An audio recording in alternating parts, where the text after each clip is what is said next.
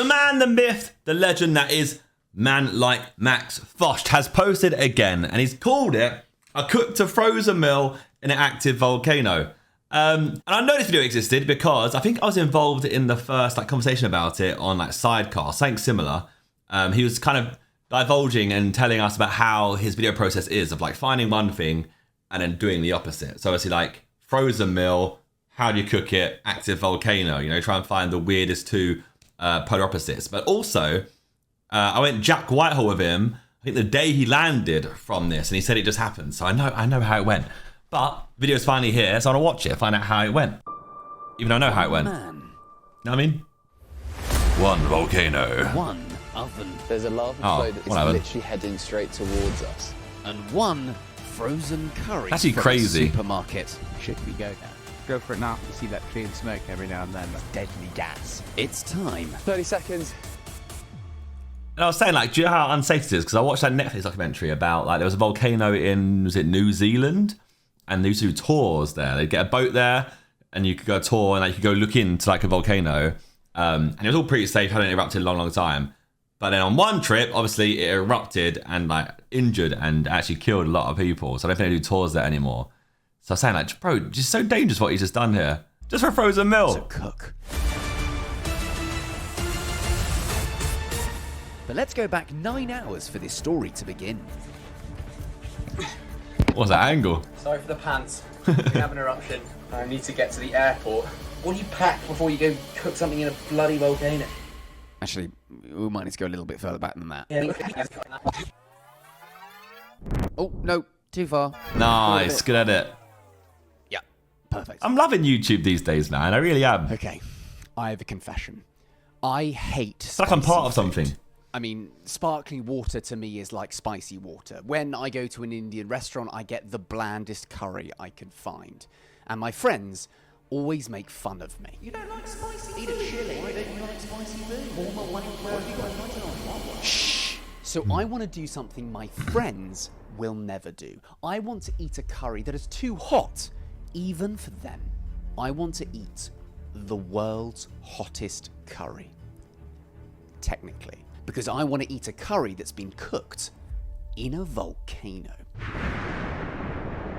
Now, this is going to be a tricky process. I get that. There are limited volcanoes in the world where this is actually possible, and I'm going to need to wait for one of them to erupt. As a result, I've already reached out to some volcanologists to be my boots on the ground, my eyes in the sky. I've got people in Ethiopia, the Philippines, Iceland, Italy, the Congo. The guy in the Congo said to get to the crater, we would need to hire our own private militia. So I don't really want to go to the Congo, but maybe the Congo. The moment I get a call saying that... Imagine little old Max Fosh in the Congo with militia. I'm going to fly to wherever it is to cook the world's hottest curry for lovers of bland food everywhere. And I don't care how long it takes.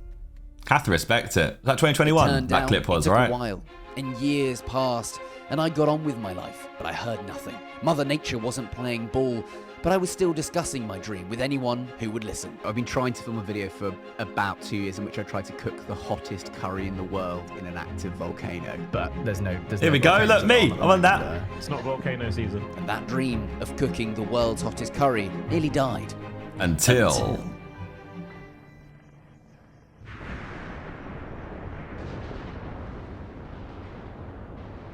I haven't been to Iceland yet. I want to go to Iceland. We have lava. Get here right now. We have an eruption. I need to get to the airport as soon as possible. My flight to Iceland was leaving in less than 3 hours. Hello. Any Iceland tips? No? Okay. But on the way to the airport, there was still one vital thing I needed to pick up. My curry. And I knew just the place to get it. Britain's favourite frozen food supermarket. From Iceland, of course. Aptly named Iceland. I need to find the curry section. Atlantic cod fillets, wild pink salmon. She got a vindaloo, chips, so it was extra hot. Potato favourites. Whilst being extra hot. Chips. Curry. Right. Chicken tikka masala. Bit too spicy for me. Here it is. The blandest curry that you can buy. Taking the piss. I normally get at a curry house. A chicken korma. It's about to turn into the hottest Korma curry. is nice though. It's just, yeah. Right. Let's go to the airport. Yeah. It says to cook it on either a microwave or an oven. What do you think's better? Yeah, you're not in a hurry. Put it in the oven. Okay. Have it microwave it. I think I will be in a bit of a hurry. I think it's going to be the first ever curry cooked in a volcano. Curries in hand, I raced to the Little did she know. Yeah, she was being very, very serious. Within hours of getting the go-ahead, Ryanair? we were in the Cultured air man? and on the way to the Wasn't it capital Ryanair? city It was of Ryanair. Reykjavik, the northernmost capital city in the world, where, because of its high latitude, it would stay light throughout the entire evening. I touched down into Reykjavik with the team at 11:30 p.m. Iceland, baby.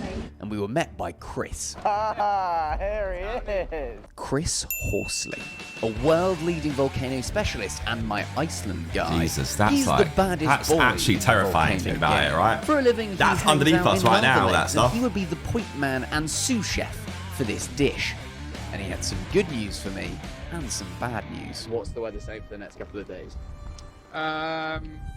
Not great. The wind's going to pick up. As it feels now down here, it's windy. Despite having just landed and it being the literal middle of the night, Chris was worried about the conditions surrounding the volcano, more specifically, the wind. If the winds picked up or changed direction, the deadly toxic fumes spouting from the top of the volcano would make accessing it impossible. Not to mention the fact it could just stop erupting entirely. If we don't go for it now, and the eruption stops tonight, which is possible, So we decided to just go for it. So in your professional opinion, should we go now? go for it now. 3 hours there, 3 hours back. It's currently midnight. That's not just landed and go straight there. Correct. That's weird. It's midnight and looks that bright. Everybody wants curry at 2 in the morning, so that's what. So I went to a that's where we Zerkaa. are. Okay, so I went to a Zerkaa Thursday once where like I just went to like Sweden or Iceland or anywhere in that what's it called, Arctic Circle, where not only Northern Lights, but you also could get the 24 hours in pure darkness or pure daylight, you know, because that's how the seasons go, which is Decision baffling. made, we packed up some supplies for the Imagine, like, 6-hour doing a whole hike day to and the not getting Pocket light. Back, then jumped in the car and set off straight from the airport to the volcano. Love this though. Storytelling There's the barking off kitchen. right now. I'm engrossed. I'm engaged. Not a ready meal now. It's about 750 degrees Celsius. So I mean, to be fair, it's only 3 times as hot as an oven. how often do you burn things in the oven? Enough about my cooking, Greg. As we arrived, we realised that we weren't the only adventure seekers who wanted to see the volcano. Jesus. Oh my God. The whole of Iceland's here. It's like Glastonbury. A lot of people will be coming down this time. But we were among the very few trekking there this late. But nevertheless, we suited up, packed up our gear, Looking good. I've got one more piece. The piece de resistance. That's the good luck. Thanks, mate. and set off into the not-so-dark night. Let the record show we're starting at 5 minutes past 1 in the morning. We started the long journey into the Icelandic wilderness to cook the hottest curry in the world. And luckily, we had a pretty obvious signpost making sure we were heading in the right direction. I'm assuming the volcano is over there. Yeah. The plumes of noxious gas made their way into the atmosphere, and as the hours passed, the lack of darkness began to mess with my sense of time. It's currently 2:30 in the morning, and it's light. I guess that's the thing that's not making me feel tired at all. It's the fact that it is still light-ish. There's no one about. But we can only really see like clear the It's so weird, isn't it? I think I'm getting closer, but just keep walking. How we doing? I'm doing well. I think we're doing quite well for time. Be Chris we trust. But soon after, it turned out putting my trust in Chris maybe wasn't the smartest decision of the evening, as he'd made a rather significant blunder. What have you gone? Not the curry. Gas masks. Oh. Can we do it? We go without them? It's not advised, but I mean, you can only die once, right? So we just going ahead? Without the gas mask, getting close enough to the lava flow to cook on it would be extremely dangerous. As if the winds shifted to our position, our challenge would be over entirely. But we ploughed on regardless, for korma lovers everywhere. Whoa. And after our freezing 3.5-hour trek, we had finally arrived. I want to see a volcano in my life. I feel like I do want to get near it, but it is terrifying. That is a terrifying beast of a thing. Would it be on my bucket list though? So Maybe. we've made it.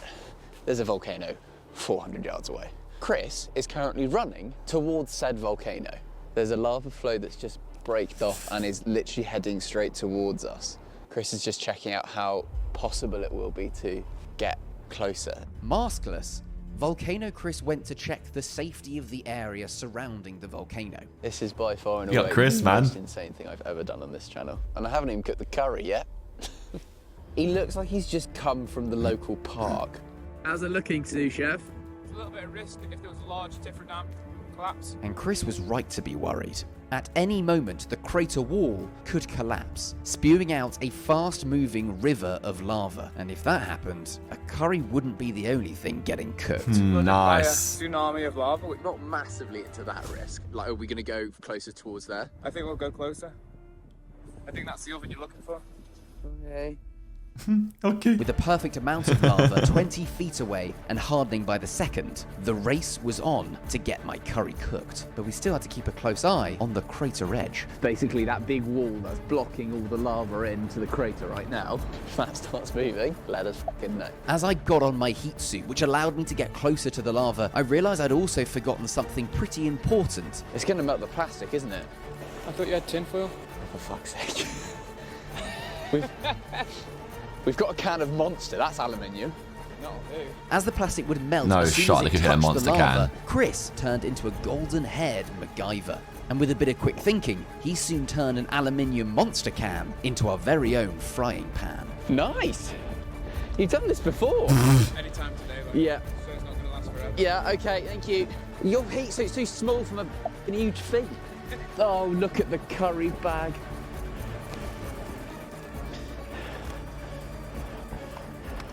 It's Ready horrifying. to go? Ready to go? It's a Curry horrifying prepped and korma. heat protection in place, it was time to set the record straight. No longer would I hear the jeers of my peers ringing in my ears. Jeez. He's a rapper, mate.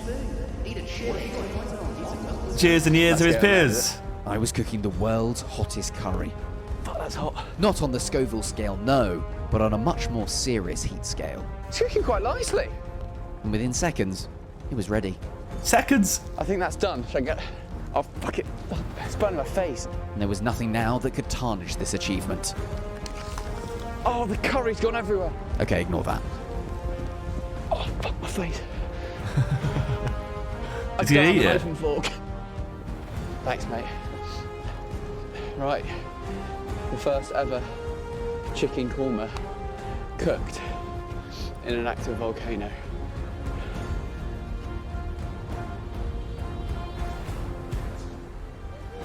It's cooked. Absolutely delicious. That's crazy. That's actually Chicken. nuts. I just cooked an oven meal in an active volcano. In seconds. Join the Fosh pit. So we call it now. The Fosh pit was always called the Fosh pit. But, Oh. fuck. Nice editing ending. I respect that. There we go. Max Fosh still killing it. I like. Check out his channel. Look, like this is the man who is killing it. Look, 1 mil, 1.3 mil, a mil, 2.5, 1.5, 1.1, 2.1, 2.4, 3.2, 1.8. What a legend! I'm not subscribed because I'm on my Zerkaa live channel. Just so you know. All right, just so you know. Of course, I'm subscribed on my main channel. Don't you worry. Anyway, if you enjoyed liking it, subscribe. Goodbye.